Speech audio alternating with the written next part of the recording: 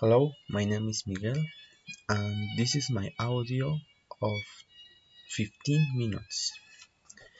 The next lectures uh, is the MacPherson suspicions. Uh, reading, I start reading with lecture,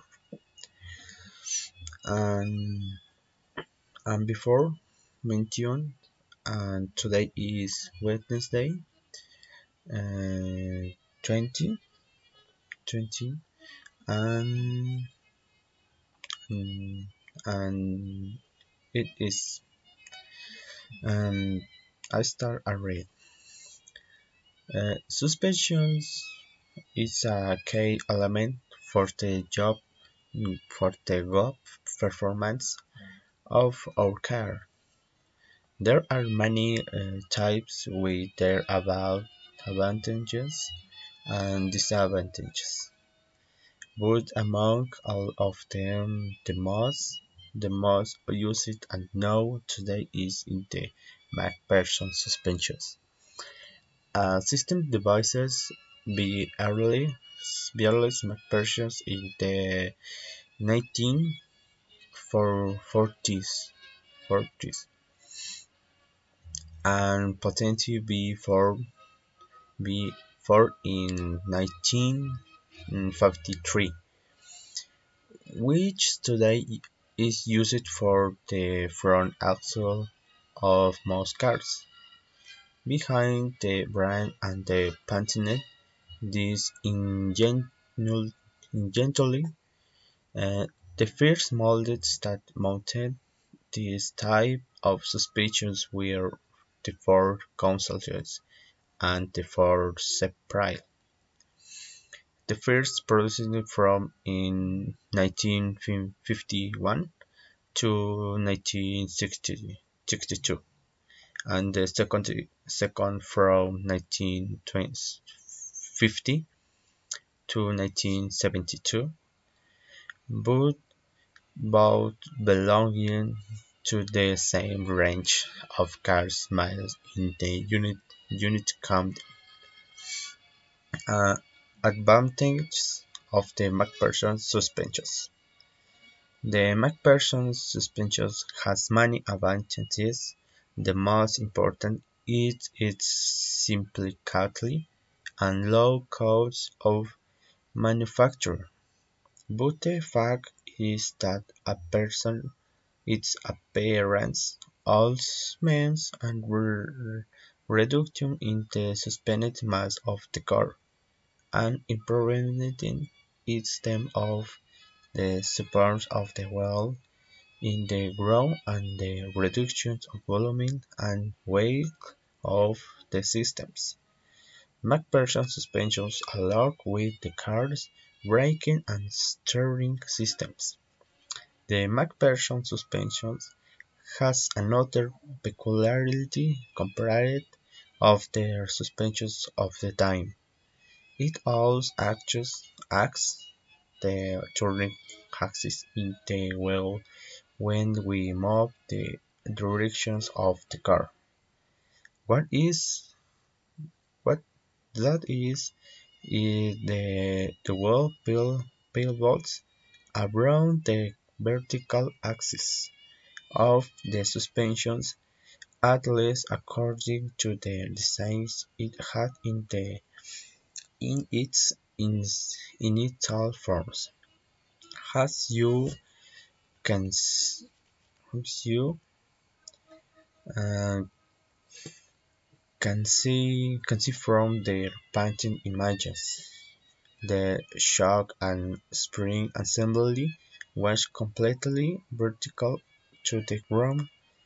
Subsequently, these suspensions has different inclinations depending on the model, but it can still be the wheels turn using the lower suspension's anchor and axle.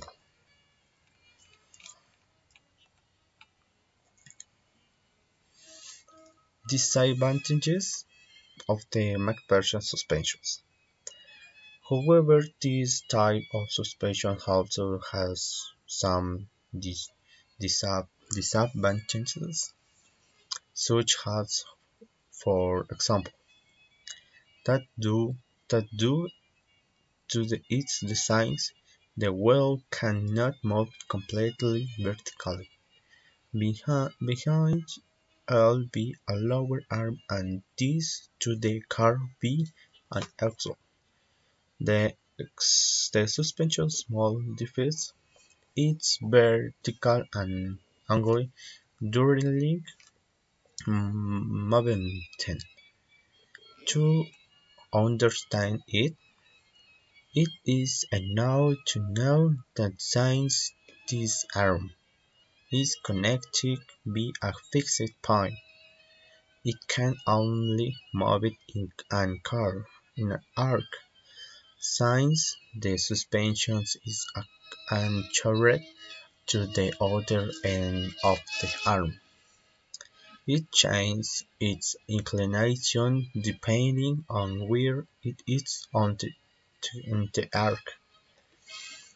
Another drawback of this type of suspension is that it transmits vibrations directly to the chassis of the car, which translates into greater noise in the cabin if the necessary insulators, such as silence box, are not added. The cause of this is that the shocks absorbers are directly attached to the chassis, sometimes that can be seen normally when the hood of the car is opened.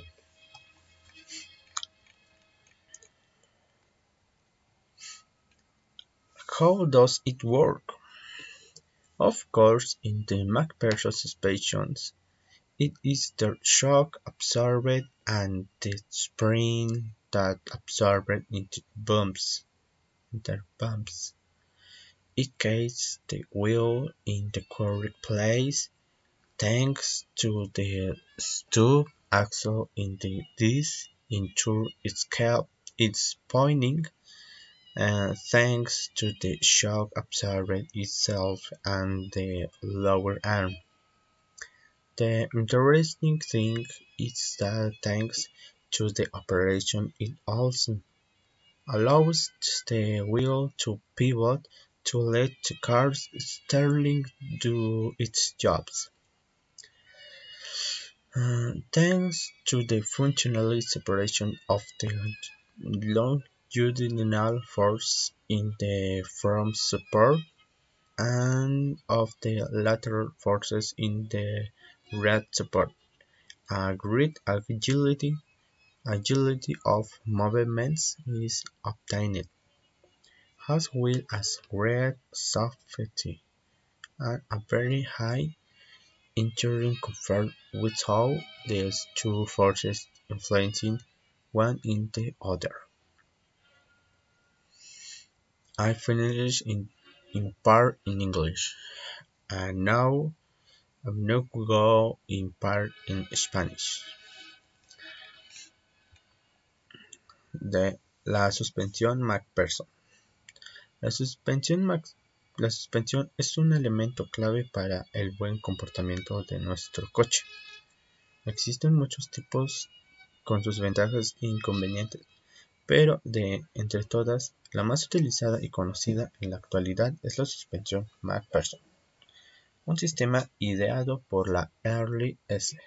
MacPherson en los años 40 y patentado por Ford en 1953,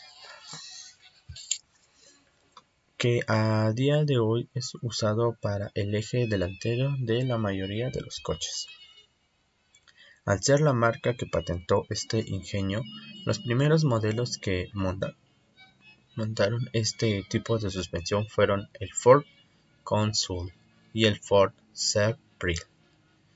el primero producido desde 1951 hasta 1962 y el segundo desde 1950 hasta 1972, pero ambos pertenecientes a la misma gama de coches fabricados en el Reino Unido. Ventajas de la suspensión MacPherson. La suspensión MacPherson tiene muchas ventajas. La más importante es su simplicidad y bajo coste de fabricación, pero es aquella que, además de su aparición,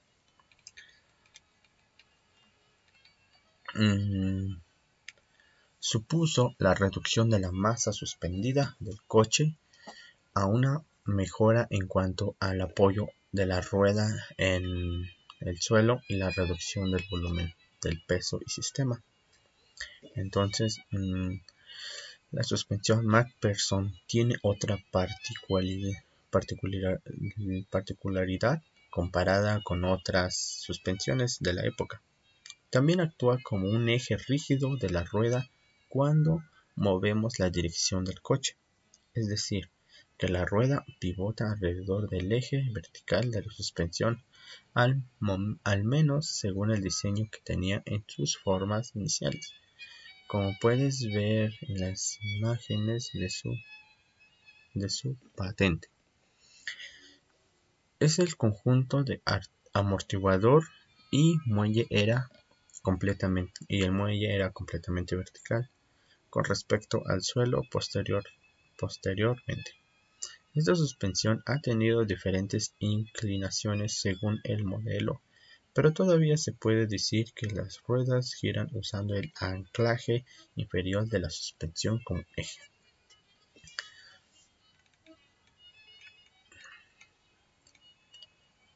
Inconvenientes de la suspensión MacPherson. Sin embargo, este tipo de suspensión también tiene algunas desventajas, como por ejemplo, que debido a su diseño, la rueda no se puede mover de forma completamente vertical. Al estar sujeta mediante un brazo inferior y al coche mediante a un eje, la suspensión modifica su ángulo vertical durante el movimiento. Para entenderlo, basta con saber que como dicho brazo está unido mediante un punto fijo, solo puede moverse describiendo un arco. Como la suspensión está anclada al otro extremo del brazo, cambia su inclinación en función al punto del arco en el que esté.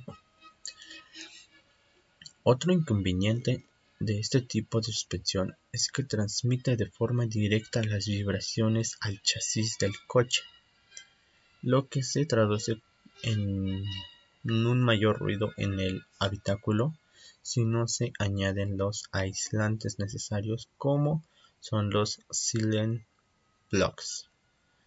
La causa de esto es que los amortiguadores van directamente acoplados al chasis, algo que se puede ver normalmente cuando se abre el capó del coche.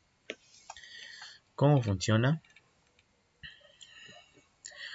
Como es lógico, en la suspensión MacPherson son el amortiguador y el muelle los que absorben los baches, mantienen la rueda en el lugar correcto gracias a la mangueta, y esta a su vez que es mantenida en su posición gracias al propio amortiguador y el brazo inferior.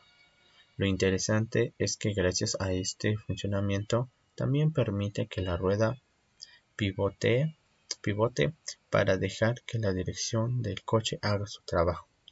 Gracias a la separación funcional de las fuerzas longitudinales en el soporte delantero y las